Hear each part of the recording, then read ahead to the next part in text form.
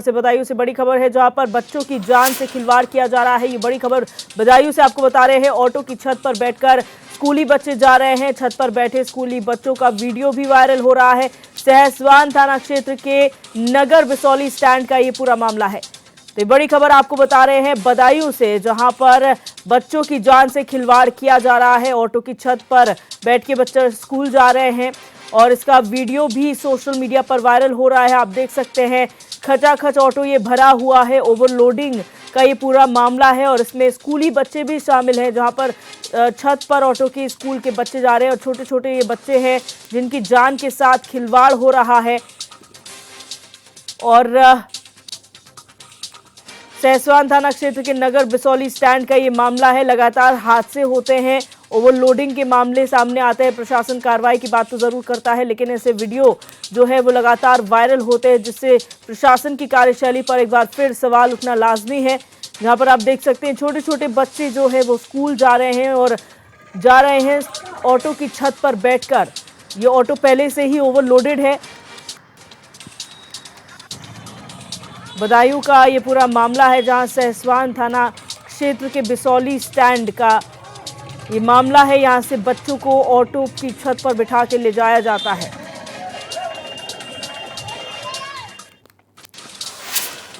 और बड़ी खबर है रायबरेली से, जहां पहुंचे राष्ट्रीय शोषित समाज पार्टी के अध्यक्ष स्वामी प्रसाद मौर्य। ये बड़ी खबर आपको बता रहे हैं, जहां पर राष्ट्रीय शोषित समाज पार्टी के अध्यक्ष है स्वामी प्रसाद मौर्य, जो रायबरेली पहुंचे हुए हैं। यहां पर डीएनए टेस्ट कराए जाने के मामले पर एसपी मौर्य का बयान सामने आया है। योगी, मोदी और आरएसएस प्रमुख को भी अपना डीएनए टेस्ट कराना चाहिए, ये बयान उन्होंने दिया है। ये बड़ी खबर आपको बता रहे हैं रायबरेली से, जहां पर स्वामी प्रसाद मौर्य जो है वो रायबरेली पहुंचे और यहां पर उन्होंने बड़ा बयान दिया है डीएनए टेस्ट कराए जाने को लेकर। इस मामले पर उन्होंने कहा कि मोदी, योगी और आरएसएस के जो चीफ है मोहन भागवत, उन्होंने भी अपना डीएनए टेस्ट कराना चाहिए।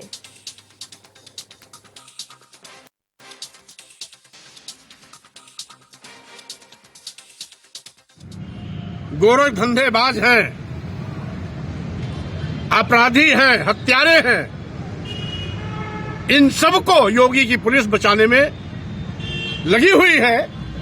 यही कारण है कि करोड़ों नोट पाए जाने के बावजूद भी न पुलिस ने वहां कार्रवाई किया और न अभी तक शैलेंद्र मौर्य के हत्यारों की गिरफ्तारी की। अच्छा, देखा जाए जिस तरह से जो है मुख्यमंत्री योगी आदित्यनाथ ने सपा के राष्ट्रीय अध्यक्ष की डीएनए जांच की बात कह दी है, उसको लेके क्या कहेंगे?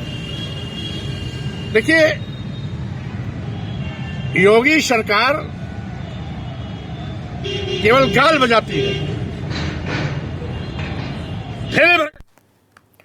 लखनऊ में बाबा साहेब डॉक्टर भीमराव अंबेडकर के महापरिनिर्वाण दिवस पर श्रद्धांजलि सभा का आयोजन किया गया। श्रद्धांजलि सभा में पहुंचे मुख्यमंत्री योगी आदित्यनाथ ने बाबा साहेब डॉक्टर भीमराव अंबेडकर को श्रद्धांजलि अर्पित की। इस मौके पर सीएम के साथ उप मुख्यमंत्री ब्रजेश पाठक और कैबिनेट मंत्री असीम अरुण भी मौजूद रहे।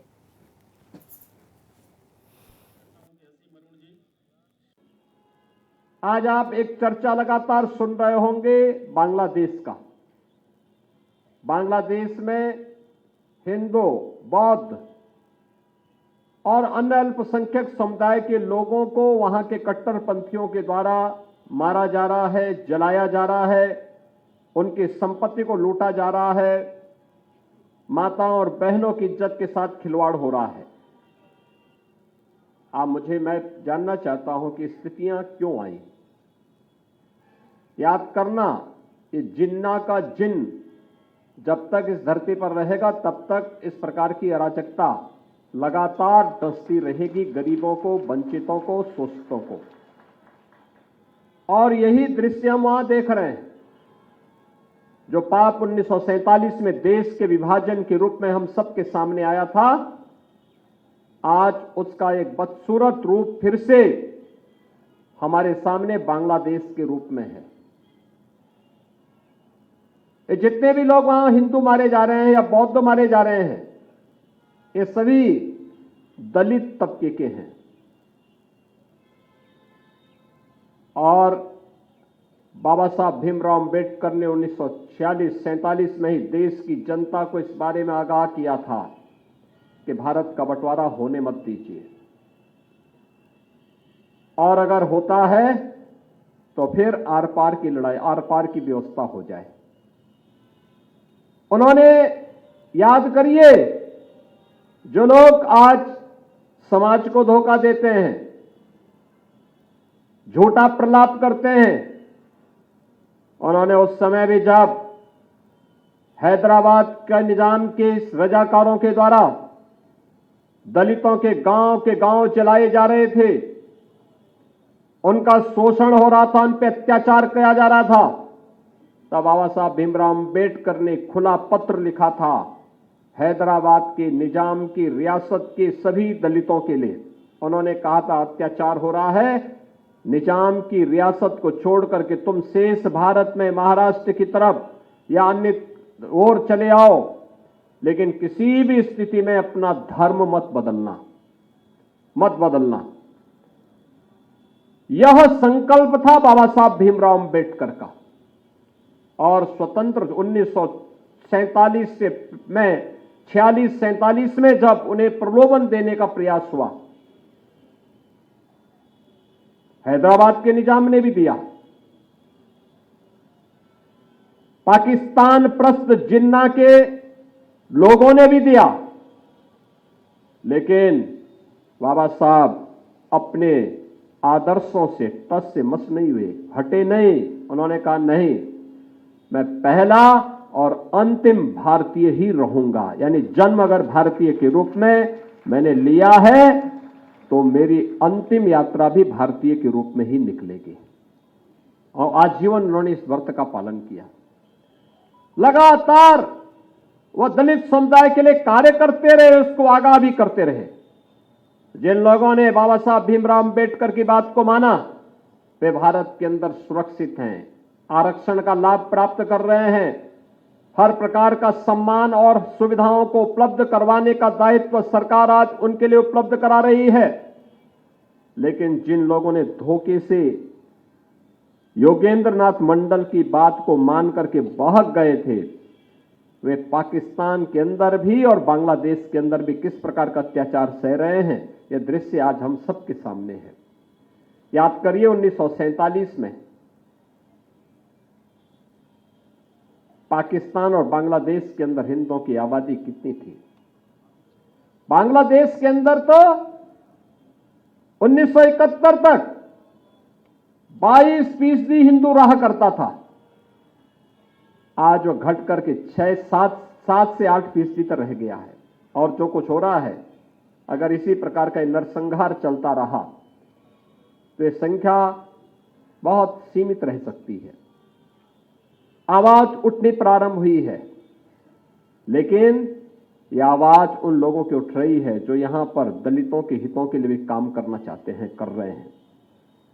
जो लोग दलितों को अपना वोट बैंक बना करके लगातार उनका शोषण किए हैं, वे लोग बांग्लादेश की घटना पर मौन बने हुए हैं। उनके मुंह से एक भी शब्द नहीं निकल रहा है, क्योंकि वे सच स्वीकार भी नहीं कर सकते, सच बोल भी नहीं सकते। उनमें सामर्थ्य नहीं है बोलने की, और इसीलिए लोग वहां की दृश्य पर मौन है। आज यहां पर हमारे डिप्टी सीएम श्री ब्रजेश पाठक जी ने भी, असीम अरुण जी ने भी, SC/ST आयोग के अध्यक्ष श्री बैजनाथ रावत जी ने भी अपनी बात को यहां पे रखा। सरकार आज जो कुछ भी कर रही है गरीबों के लिए, वंचितों के लिए, दलितों के लिए, ऐसा बाबा साहब भीमराव अंबेडकर के ही सपने को साकार करने का एक अभियान है। शौचालय उपलब्ध करवाना हो, आवास उपलब्ध कराना हो, जमीन के पट्टे उपलब्ध करवाना हो, पेंशन की सुविधा का लाभ देना हो, या फिर SC/ST वर्ग के छात्रों के लिए स्कॉलरशिप की व्यवस्था करनी हो, शुल्क प्रतिपूर्ति की व्यवस्था करनी हो, ये सभी कार्यक्रम उसी अभियान के हिस्से हैं। और अब तो हम लोग उत्तर प्रदेश में कार्य और प्रारंभ किए हैं। हमने तय किया है जीरो पॉवर्टी का हम लक्ष्य प्राप्त करेंगे, यानी गरीबी को पूरी तरह शून्य तक पहुंचाएंगे। डॉक्टर भीमराव अंबेडकर के परिनिर्वाण दिवस पर आयोजित कार्यक्रम को में शामिल होने के बाद योगी याहियागंज पहुंचे हैं, जहां पर सीएम योगी गुरु तेग बहादुर जी महाराज के बलिदान दिवस पर आयोजित कार्यक्रम में भी शामिल हुए। सीएम योगी ने बलिदान दिवस पर गुरु तेग बहादुर की जो है वो स्मृतियों को याद किया है और उन्हें नमन किया है और गुरुद्वारे में गुरुवाणी को भी सुना। सीएम योगी के साथ ही कई मंत्री और विधायक भी मौजूद रहे।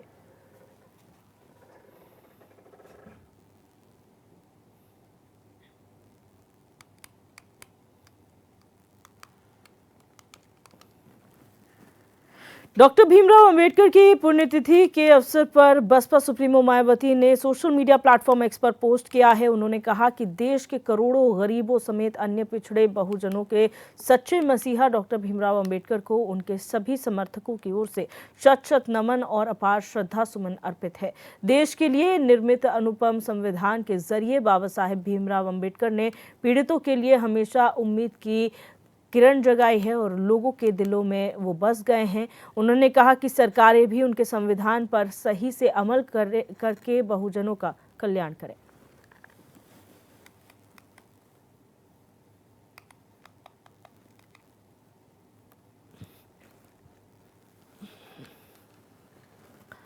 लखनऊ में पशुधन विभाग में भ्रष्टाचार मामले पर वेटनरी डॉक्टर वेलफेयर सोसाइटी ने अखिलेश यादव को पत्र सौंपा है और मिलने का समय मांगा है। पत्र में विभाग के प्रमुख सचिव और डीएलबी की शिकायत की गई है। इसके साथ ही डीएलबी डॉक्टर नीरज गुप्ता पर कर्मियों के साथ शोषण करने का भी आरोप लगाया है।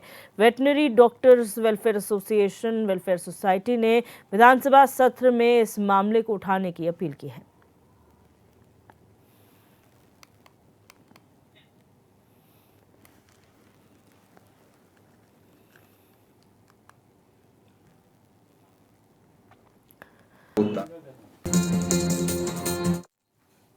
ब्रेक के बाद आप सभी का एक बार फिर से स्वागत है। रुक करेंगे फिरोजाबाद से खबर का, जहां जैन मंदिर में 1008 भगवान बाहुबली का मस्तकाभिषेक महोत्सव बड़ी धूमधाम से मनाया गया। भगवान बाहुबली के मस्तकाभिषेक के मौके पर भव्य नृत्य नाटिका कार्यक्रमों का आयोजन किया गया।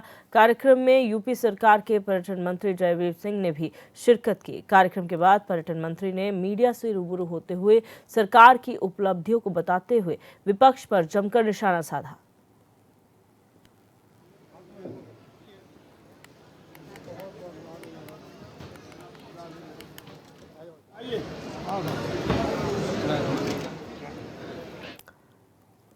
कानून और व्यवस्था बनाए रखने की जिम्मेदारी निभाने वाली पुलिस अब खुद सवालों के घेरे में आ गई है। सोशल मीडिया पर एक वीडियो तेजी से वायरल हो रहा है, जिसमें अलीगढ़ के खिरनी गेट पुलिस चौकी परिसर में चौकी प्रभारी और सिपाहियों को शराब पार्टी करते हुए देखा जा सकता है। वायरल वीडियो में देखा जा सकता है कि चौकी के अंदर शराब के जाम टकराए जा रहे हैं। वीडियो में चौकी प्रभारी और अन्य सिपाही बिना किसी डर के शराब पीते हुए नजर आ रहे हैं।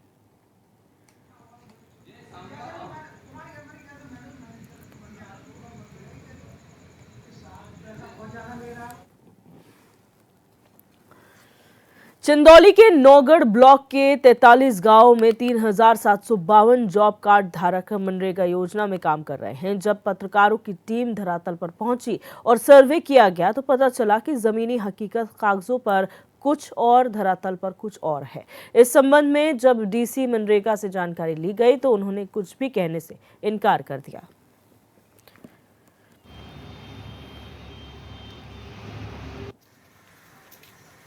इसमें इधर कहाँ पुलिया नहीं है, श्याम जी यहाँ है ही नहीं है यहाँ के नाम का।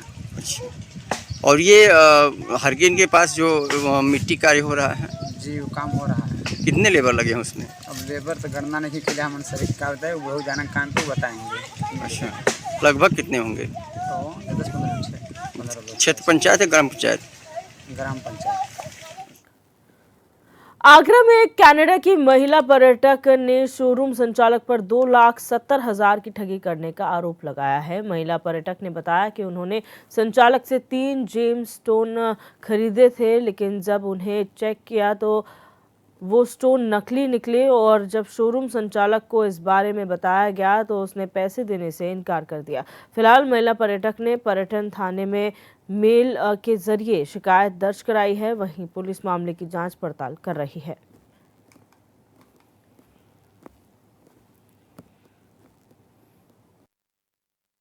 देखिए, कनाडा की एक महिला पर्यटक ने यहाँ पर ईमेल और व्हाट्सएप के माध्यम से पर्यटन थाने में शिकायत करी है कि ताजगंज क्षेत्र का निवासी एक डीलर जो जेम स्टोन्स में डील करता है, उसने उनके साथ धोखाधड़ी और क्रिमिनल ब्रीच ऑफ ट्रस्ट किया है। उनके द्वारा सप्लाई की गई रूबीज़ को यहाँ पर वापस नहीं किया गया है उसके द्वारा, और उसके $2700 उसने रख लिए अपने पास। इस संबंध में थाना पर्यटन में जाँच की जा रही है। अगर घटनाक्रम सही पाया जाता है तो अभियोग पंजीकृत कराया जाएगा।